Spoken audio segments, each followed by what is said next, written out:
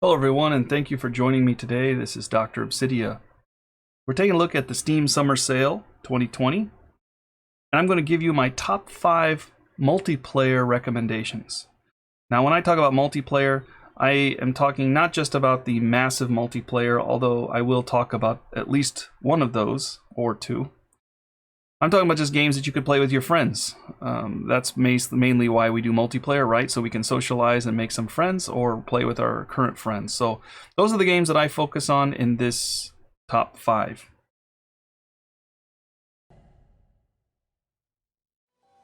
Many years I've spent searching for them, amidst the ruins, deep beneath the sands, where powerful secrets of an ancient Rivellon lie. Powers of forgotten gods, corrupted kings. Dangerous, yes, but powerful? Oh, most certainly. Fortunes have been forged and ruined. The first game that I'm going to talk about is Divinity Original Sin, the definitive edition. You can see that the recent reviews show that it is overwhelmingly positive, 96% with a 95% overall. This game is great if you're interested in co-oping, working with a party of 4 of your friends, or maybe 2 or 3. It does have a great ability to manage your party, to give control to other players, and for them to do what they mostly would like to do. There are NPCs that you would go through and pick up along the way. So if you do have just yourself, you can still play it alone. It's a great game. But if you play with your friends and they can kind of control their own players, you can find combo attacks and sharing loot and working together to see who can get the best skill for persuading, another one for talking, and so on. Or for fighting, you know, up in the front of the combat and everything. So it is a game that is fun to play. In fact, I do have some of the videos on my channel already with one of the friends I'm playing with. They are quite long, and there are a lot of us rambling and just trying to figure out the game. But check them out if you're interested, and skip through them and see if this is something you might be interested in. It is one game that is an RPG. It seems very much like it should be along those Baldur's Gate type games, and you can even say in the description it says it's from the creators of Baldur's Gate 3. It is a modern game, and it does have a lot of fun elements to it, and the story, although I have not gotten too far in it, is quite intriguing. Check it out if you're interested. It's 50% off. Millennia ago, a great vortex was forged to protect the world from a terrible threat. Now this vortex falters, and all stands at the brink of ruin. From all sides, powerful forces gather to harness its energies for their own purposes. I can't talk about multiplayer games without mentioning one of my favorite genres, which is real-time strategy and epic campaign maps. Warhammer is one of those. Total War has an entire series of games that you can play with your friends. You can play as allies, working against the computer, or you could play as neutral against each other somewhat, or complete enemies.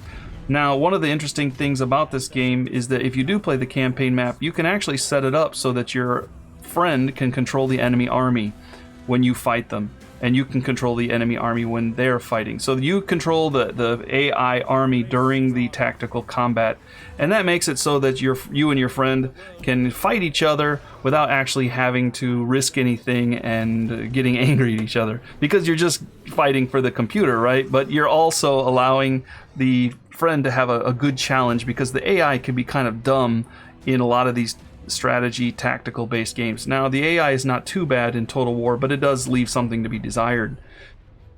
So if you have a friend that goes along with you for the ride, I think it's going to be much more enjoyable. Plus, it's someone you can talk to if you throw up voice chat. Steam does have a voice chat option. If you combine Warhammer 1 and 2, you get the Mortal Empires campaign.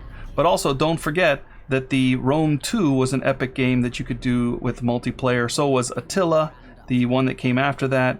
And one of my favorites was Shogun 2, Fall of the Samurai, Rise of the Samurai, and the regular Shogun 2 game.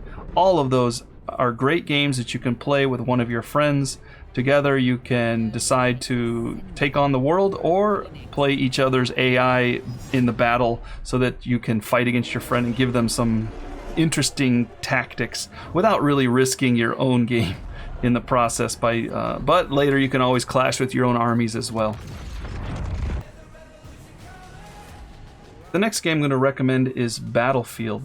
Battlefield 4 was a modern take on the Battlefield genre, and Battlefield 1 is World War I, and Battlefield 5 is World War II, Battlefield 5 being the most recent. If you have a friend or a group of friends that you want to play with, this game allows you to get into a tank or to fly a bomber, an airplane, or a blimp, or many other vehicles, and you can use your friend to help support you. One of the things I used to do was fly a helicopter in Battlefield 4, and my friends would come along for the ride and act as gunners or support. If you got friends that are interested in this and your PC can handle it, this is something you'd want to check out. Battlefield 4, better make sure there's some servers in your area. Battlefield 1 still has a player base. Battlefield 5, which is the World War II one, is quite fun. I do have a little bit of complaint about Battlefield 5, though. I ran into a lot of cheaters when I was playing it, so it wasn't as fun. But I think by now they've probably eliminated a lot of that. So it seems like the cheaters always jump on the newer games rather than the older ones. So if you're overwhelmed by the cheaters, Battlefield 1 is probably the way you would want to go. It's still fun. It still has servers available. But if you're willing to take a chance, and like I said, EA is doing much better with the cheaters than they were when I first joined in. So it might be a good time to jump on Battlefield 5. However, you don't like these older genres, check out Battlefield 4. Also, you might want to check out Rainbow Six Siege. Rainbow Six Siege is also an exciting game, modern era, and I think that that or Call of Duty might be fun to play with your friends.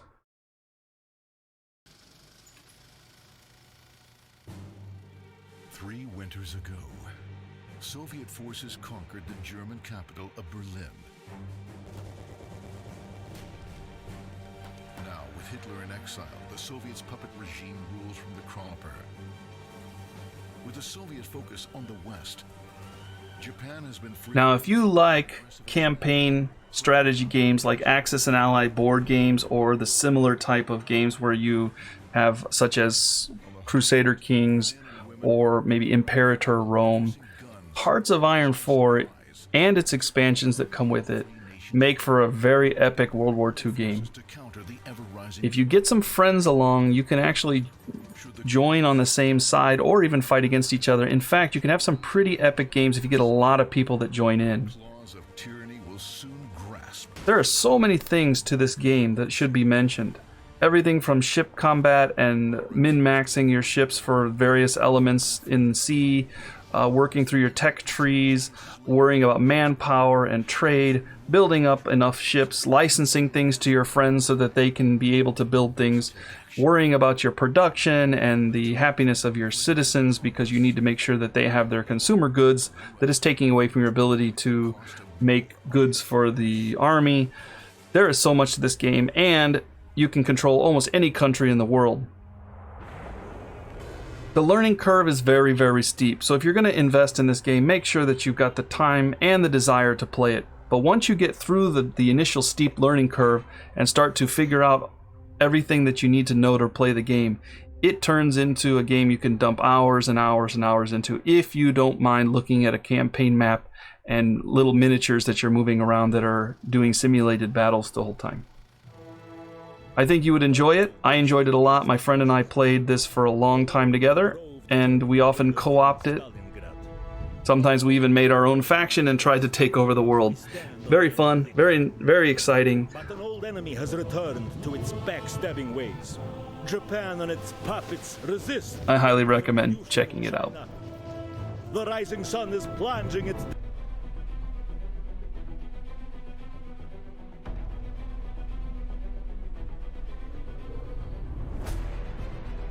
The next game that I would like to recommend if you have a friend to play with is Men of War Assault Squad 2.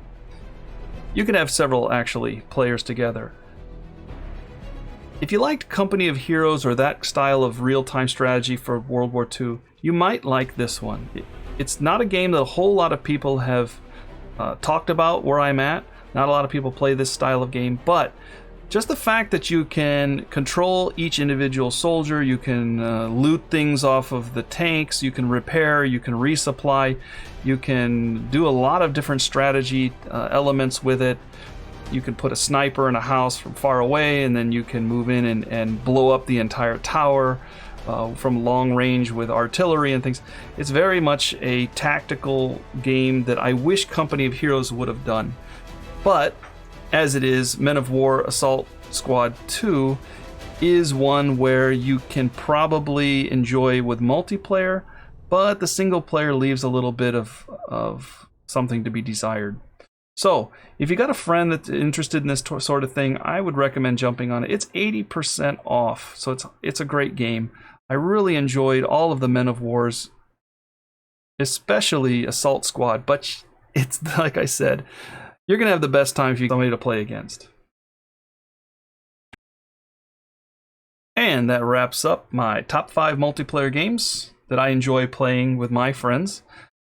If you have any recommendations, put them in the comment section below.